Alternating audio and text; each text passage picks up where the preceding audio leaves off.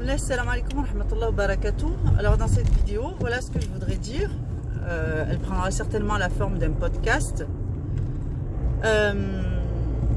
Alors ici je voudrais rappeler que concernant le mérite de l'homme,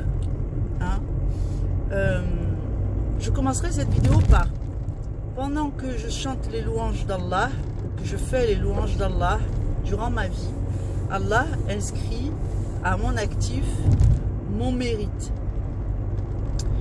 Et certains vous diront que l'homme n'a pas de mérite, je n'ai aucun mérite, puisque c'est Allah qui m'a mis sur la voie, c'est lui qui m'a guidé. C'est vrai, ça c'est une éloge que nous faisons pour Allah, parce que disons que nous mettons en avant le fait que si Allah n'avait pas apporté le plus gros finalement de la victoire, et nous n'en étions pas capables par nous-mêmes. Et c'est tout à fait la vérité, puisque en réalité, la hawla wa la quwwata illa billah, c'est exactement ce que ça veut dire. D'autre part, il y en a qui te disent que l'homme n'a pas de mérite. Alors c'est pas vrai, parce que Allah a donné le libre arbitre à chacun d'entre nous. De ce fait, il y a bien une part qui appartient à l'homme. L'homme doit organiser la société selon les lois édictées par Allah. L'homme doit préférer l'adoration à Dieu et la loi divine à ses propres passions ou ses propres envies. Il doit prioriser dans les affaires et les affaires mondaines, c'est-à-dire publiques, et les affaires privées, la satisfaction d'Allah avant sa propre satisfaction. Et c'est dans la loi qu'il est prévu des satisfactions pour l'homme.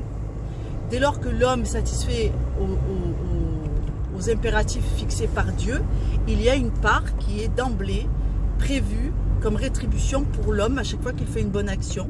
Et quand je dis l'homme, je parle de homme avec un H majuscule, c'est-à-dire pour l'humanité.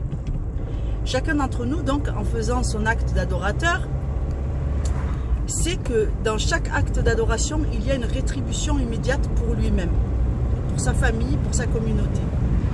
Donc, ceci étant dit, j'aimerais conclure par le fait que la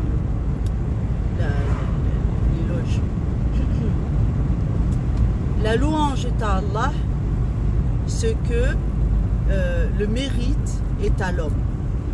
Dans ce cadre que je viens d'énoncer, cette phrase prend tout son sens. C'est-à-dire que nous avons le mérite, et si nous avons des mérites, nous en avons un seul. C'est de respecter la loi, quoi qu'il arrive, et donc d'obéir. C'est ça le véritable mérite de l'homme. Et c'est vraiment là-dessus que repose le libre arbitre.